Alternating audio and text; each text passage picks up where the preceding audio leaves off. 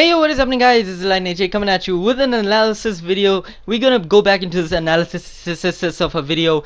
Sorry it did take so long. It is my longest video to date that is not a live stream.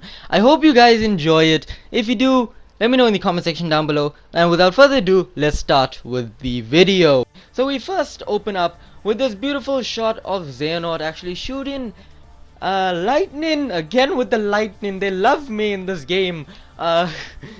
Towards the sky. I do feel that this is when Xehanort actually obtains the key, the X Keyblade to open up Kingdom Hearts. And I feel this is the final place because we can see Sora's head actually looking up when Xehanort actually does this. So this is most likely towards the end of the game.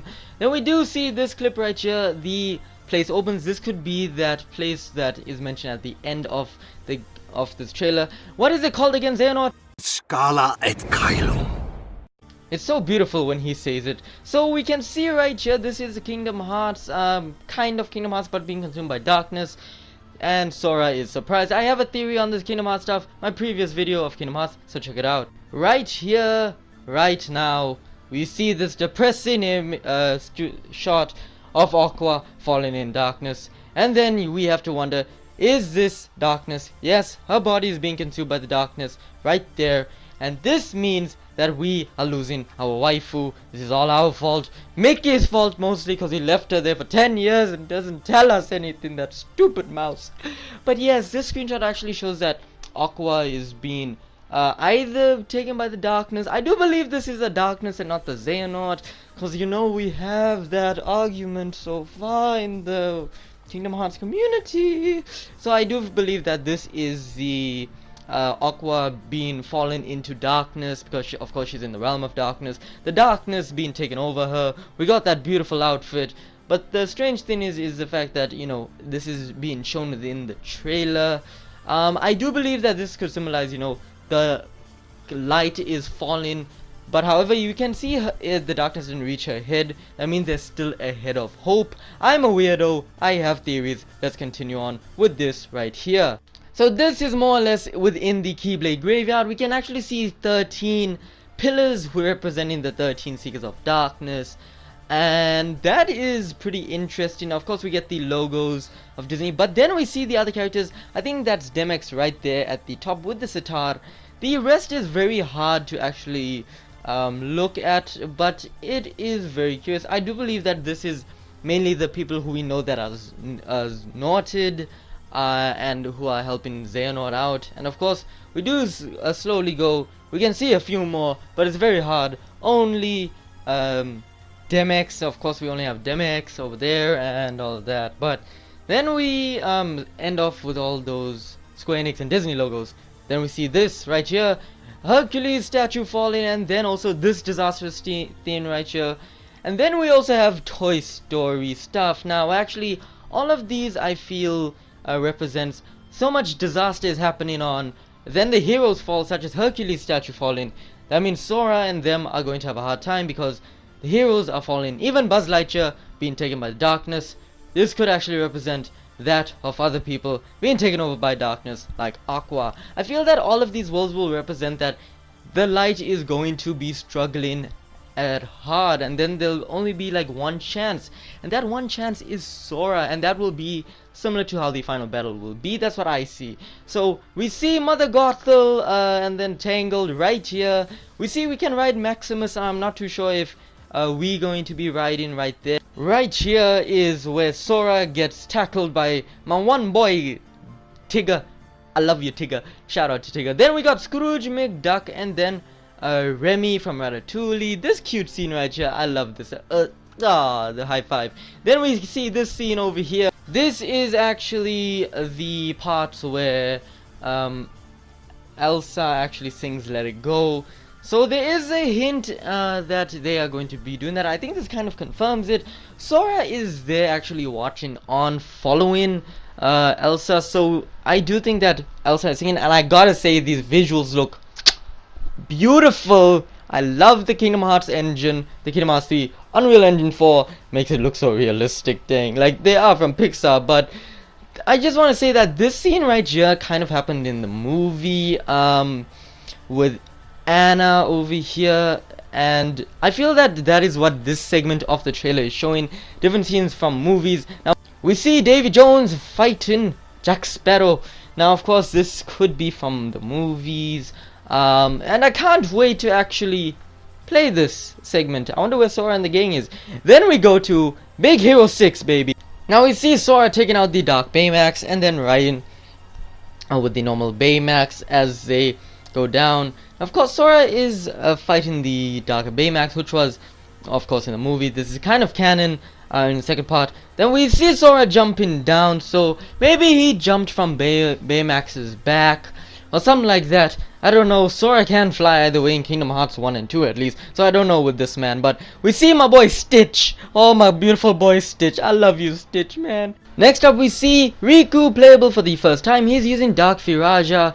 In this scene we can see the situation command, so when he uses it, it's kind of a relief because, you know, he does use that within the playable segments of Chain of Memories. But this is different. Instead of one fireball, it separates into a lot, hitting this area. Then he does this pretty unique jump, and then he starts hitting. This aerial combo is very different. He does a spinny whirly thing. Next up we see Sora using Frying Pan.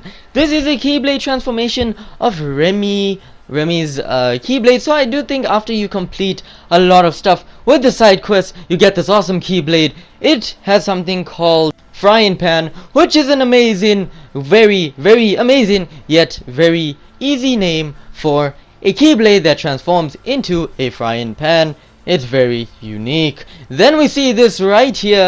This is somewhat of a mini game called Mad Teacups.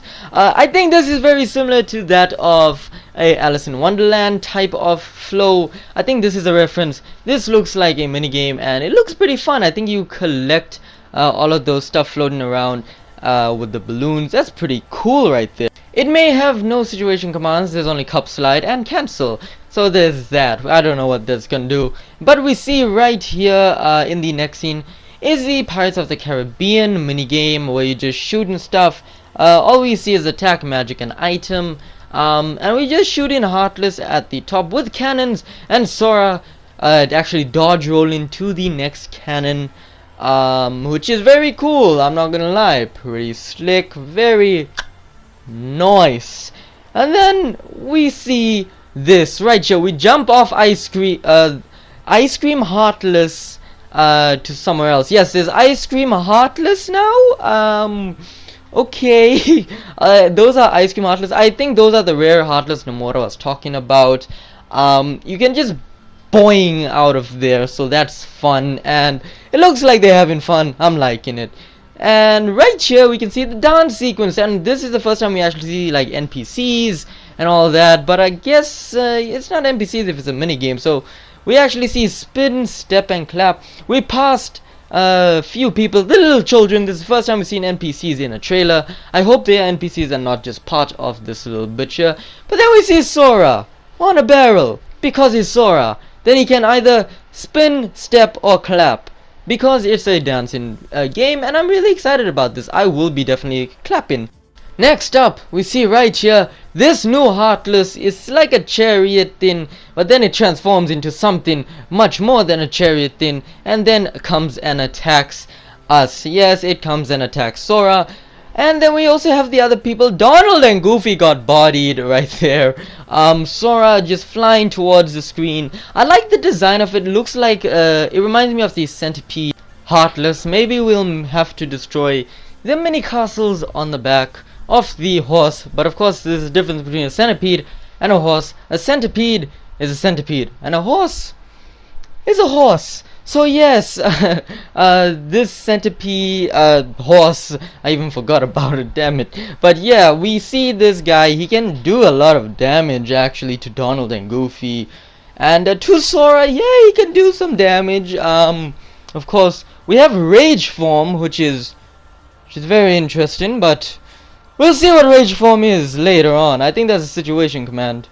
Next up we have the one and only underwater battle. I know a lot of people don't like underwater battles, and a lot of people kinda do. This reminds me of Atlantis within Kingdom Hearts 1, but you're not a fish. You're a boy who can swim with a Keyblade. But what I love about this part of the trailer is that they show that the environment actually changes the magic, which is awesome. So underwater we have sea fire, sea blizzard, and sea thunder. Amazing stuff. I'm loving it. Next on, let's go. We have Titanfall 3, which is lovely, and then we have the one and only, yes, Pirates of the Caribbean. We actually get a Keyblade transformation right here when we fight Davy Jones. Yes, Davy Jones is a boss. We transform our Keyblade into the High Wind. That's freaking awesome. So let's continue. So in this segment of the trailer, they actually, you know, show bosses, which is pretty cool, but at the same time very spoilerish. So all of these bosses, this boss right here looks like a Heartless, shooting other stuff at us. Pretty cool, and I like the design of the Heartless. The fact that it is using the slime like structure and we are stuck within it, then it actually moves. I think maybe that'll actually make us stuck and we can't move. That'd be very interesting. Don't know if it's gonna take out life. We'll see when we get the game. Right here we actually see Tangled, Rapunzel's world, and then we actually go in up the tower. We don't need the hair, thankfully, so we just run up the tower because I think this is the final boss fight we will be fighting, because it looks like it is a final battle, and it looks like stuff are coming at the top trying to kill us, but Sora never dies because it's Sora. Then we see this is a Heartless, I think. We are fighting. It looks like a giant tree, possibly controlled by Mother Gothel. We do know it is actually a Heartless because of the sign on his head. Maybe Mother Gothel used this to protect Rapunzel and use it for herself. Then we get this scene right here. This scene right here is most likely going to be the 1000 Heartless fight. As we can see, we have an enemy gauge right at the top saying enemies. I think that is the amount of enemies you actually kill. There's a lot of Heartless on the screen and a giant one in the middle. So we have something called Trinity Guard.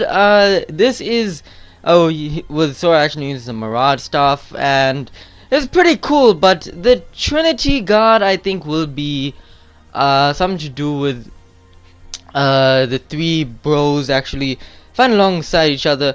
Again, they're Heartless at the top, actually flying down or falling down. This is most likely the Keyblade graveyard because of the dust, and yeah, it looks pretty good. But Sora's health, though, it looks big, so my guess is on that. And this move looks very powerful, I'm not gonna lie. Taking out all these Heartless looks amazing. Let's move on to the next scene as we fade away into the darkness. Right here we get the feels. So we get to see Lee with Kairi eating ice cream in this place we are not going to be in, but Kairi said that they will train tomorrow. And my god, Square, this is a beautiful shot. Oh my god, Square, I love this scene. Oh my god, my boy Axel, hell yeah. Now right here we get to actually see Xion. Yes, this was supposed to be Kairi, but of course Kairi eating the ice cream, and what she said to Lee, it kind of made Lee kind of remember Xion, but of course, you know, with Xion being part of Sora, and also Roxas being part of Sora, it's kind of not weird, but it's really nice to see Xion again. Can't wait to see her. We can't see her face, but we see her figure. It's pretty cool.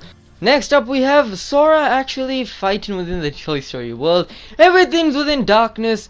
It looks like that is Xemnas or maybe Xehanort, a young Xehanort. Not too sure because the face is not actually there. But we can see Sora actually going towards him and trying to slash. Then he kind of just vanishes, like it goes straight through him. He actually tells Sora that he needs to find his hearts. Yes, Find the hearts joined to yours. so yeah, he actually is telling Sora to find the hearts that are joined to yours.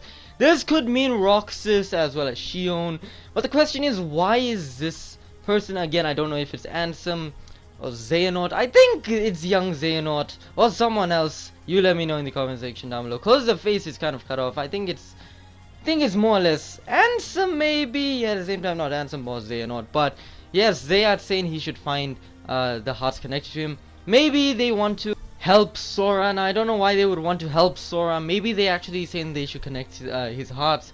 So then there would be more of a challenge for Xehanort, or Xehanort wants to kill all of Sora, and killing one Sora is killing all of them. So this right here, we see Saïx talking to someone. I don't know why. This is actually when he's saying, I hope you brought the vessel. We hope you didn't, bring you back to the ranks for nothing. We'll see that more later on, but who is this mysterious man? I actually thought it was Luxu, but then again, it's not Luxu, because I don't know. They're saying they're bringing him back, so there's two things. It could be Roxas. I'm saying Roxas because of the body shape. And that's all I actually think. It may be Roxas only, or maybe it's Undercover Riku back for another round. It's not gonna actually be Undercover Riku, don't worry guys, we are safe. But this is why I actually think that it is Roxas. You guys just have to listen to this right here.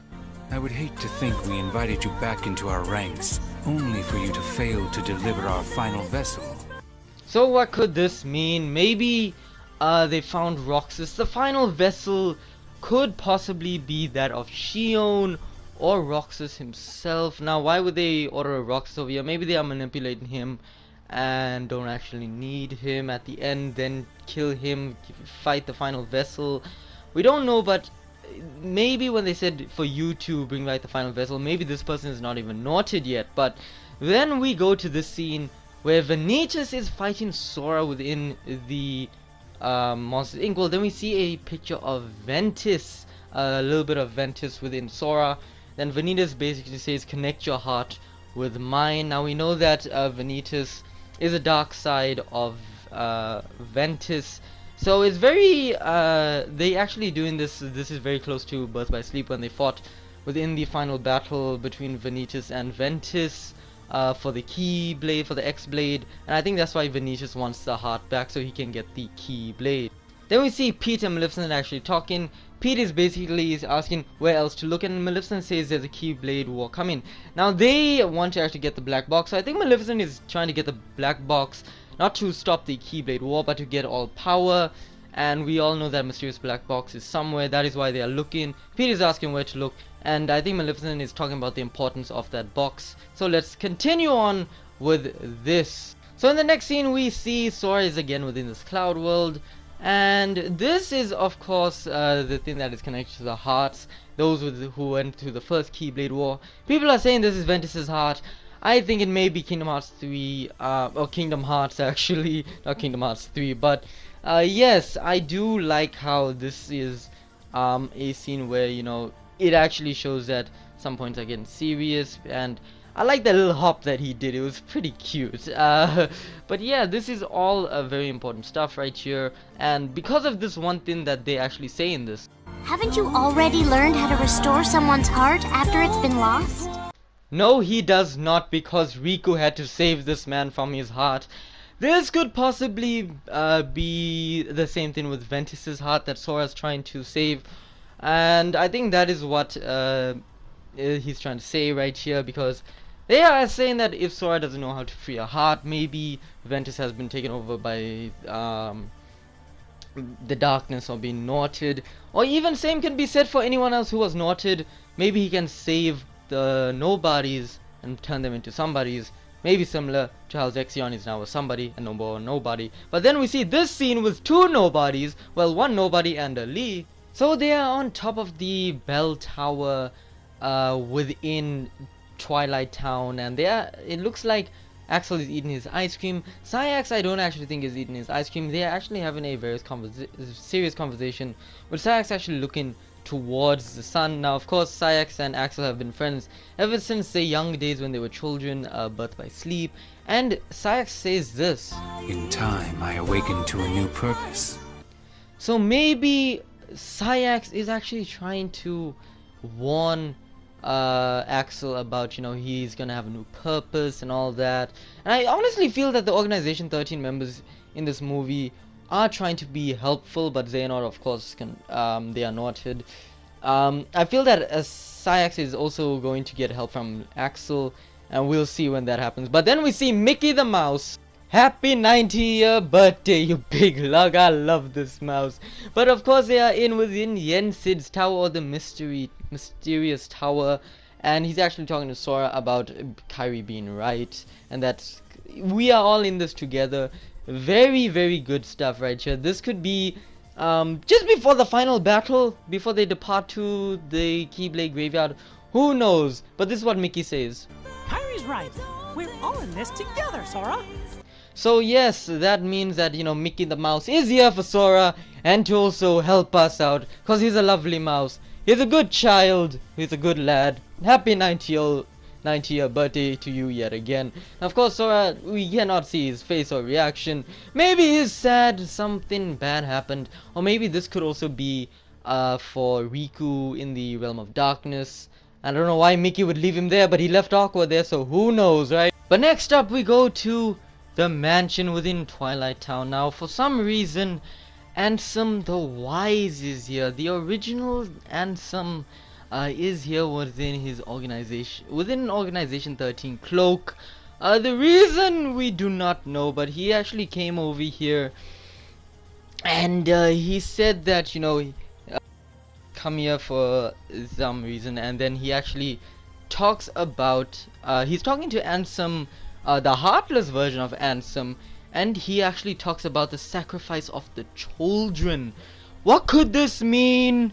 Possibly the Organization 13 members in general, all of Ansem the Wise lab assistants, who has been through a lot, and Ansem the Wise has put them through a lot. And I think this is why also I feel like within Kingdom Hearts 3 the subplot is going to be that we are going to feel where the villain is coming from, and I cannot wait for that. But I do feel that this is talking about the assistants. Then we go to this scene where Ansem is actually watching Riku fight Xehanort Riku, or Riku Nort, or the Data Riku, and so on and so forth.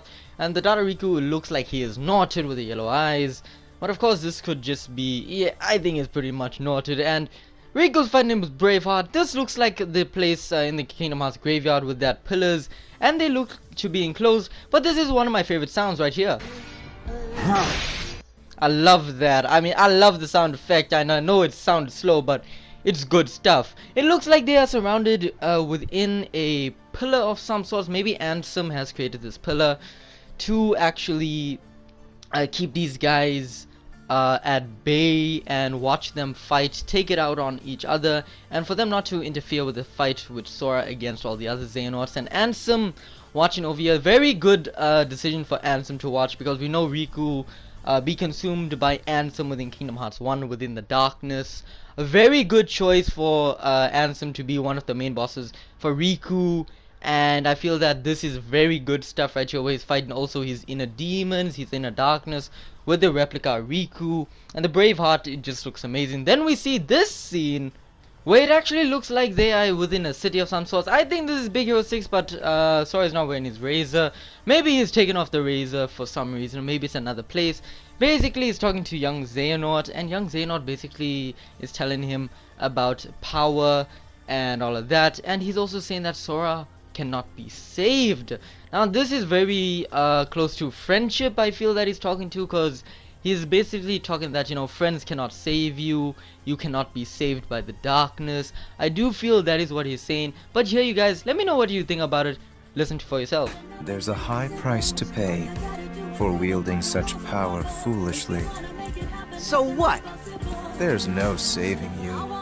Then we have this scene right here where Sora is actually fighting the Heartless alongside his friends. This is a wave of Heartless.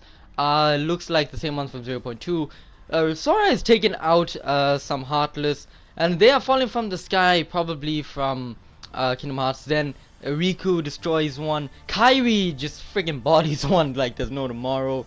And basically there's the Dark Riku actually going into some giant form of darkness. And then we actually see they are actually surrounded together. They are back to back. Goofy protects his head. Very smart. Very smart, man, because we all know what happened in Kingdom Hearts 2 with his head and boulders. Then we go to this scene right here where they are already in the Keyblade graveyard. Axel is asking, who are you? And I do feel that this is actually Xion that he is talking to with the cloak. When he's actually saying, who are you, a Keyblade actually goes towards his neck. And this is very dark, even for Kingdom Hearts terms. And right there, this is Xion, definitely Xion, I think it's Xion. And then we get another scene where Xemnas and Sayax actually come and destroy Axel / Lee with those lasers at the end of Kingdom Hearts 2. And then Sayax with his rage form right there, watching over, very sad, because he's actually watching his friend die, and that's just very dark, and even for Kingdom Hearts terms. But this is rage form, and of course being noted, very sad for all of them. But then the unthinkable happens. Yes, Sora, you beautiful man, you have been taken away by chains. And not only Sora himself, it also goes to that of Ventus. And I actually do feel that this is a very, very powerful scene, because Sora is supposed to be the hope, and Ventus is supposed to also, you know, have put a part of his heart within Sora. So this scene could actually show that when Ventus is captured, so is Sora. And that's very, very dark. And also this is also within the Keyblade graveyard. This looks like a pillar that would be in a Sala da Kailam. So we'll see what that is.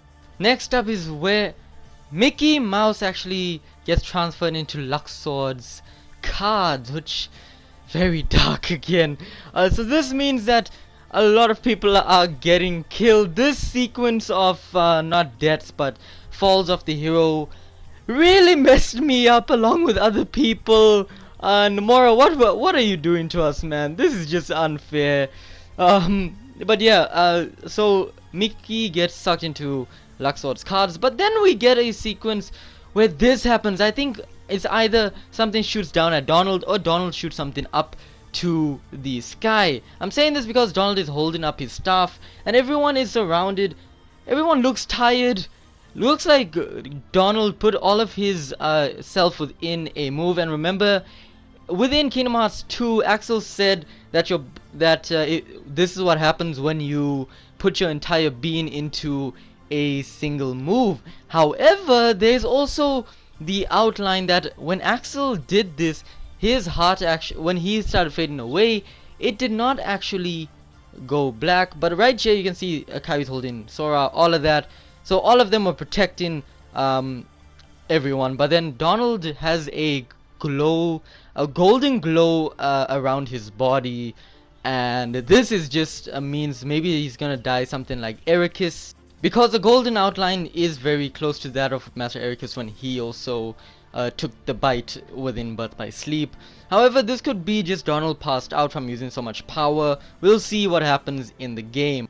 Then we see Kairi actually saving Lee from a swarm of Heartless. I think this is after Lee fights Sayax and he's, you know, out for the count. He's unconscious, and then even Donald's unconscious, but Mickey Mouse and Goofy is over there. And then Sora is with Riku, so they all did kind of split up into small groups. And Sora wanted to save Kairi, but Kairi is swept away from Heartless in a swarm. They could all potentially be going to Kingdom Hearts itself. But then we see this beautiful scene where Riku is actually fighting off the Heartless, protecting Sora. This is just an insane thing to actually watch. It's very beautiful, I'm not gonna lie. This is very beautiful, very cinematic. And considering the fact how much of Heartless Riku is going on, and his eyes barely closing then widens up, shows that he was gonna go weak, but then he realized he's saving his friend within Sora, and that's very good. The fact that he's still standing against this horde of Heartless. This could possibly be straight after the Heartless actually collected everyone, because he's not gonna let the Heartless take Sora or him and then tell Sora that he doesn't believe this. Maybe this is when all of the friends are down. Sora doesn't think he can win, and then the Heartless come to him, and then Riku gives him some motivation. Sora, you don't believe that. I know you don't. And then of course the scene that killed everyone, the Sora scream. Dude, maybe this is Sora crying straight after Riku doesn't get bodied, but he's also taken away, and he's reminiscing that, you know, he can't save it, he can't save everyone, he's devastated, he doesn't know what to do, and he starts crying about it and all of that. But you guys listen. That is so sad. Oh my god. Next up we actually go to Sala da Kailam, and of course I can't say it as good as my boy Xehanort, so Xehanort, say it with me now. It may have been Cable Town, but it's Scala et Kailam. Yes, Scala et Kailam. I love saying it with my boy Xehanort. But yeah, this is a city. It looks like it was that thing that was actually going up from the Keyblade Graveyard, or maybe it's even Land of Departure, because Land of Departure can change its shape. And this looks like a very beautiful scene, and we even see Sora is here, but it looks like he's by himself, so maybe he actually went up with them to the Stairway to Heaven. That is what Sala et Kailam actually stands for. And that is it for this analysis. I know I missed out a lot of stuff, so let me know in the comment section down below what I missed, what you guys liked, what did you not think about it that I mentioned. Please let me know in the comment section down below. This video was by far the longest video I have done, so my god. But please leave a like, helps me out a lot. Comment down in the comment section down below what you guys think. Share with friends, because sharing is caring, and most importantly, subscribe to become a fellow Lightning Bolt. And as always, this is the Lightning Shade. Blaze out.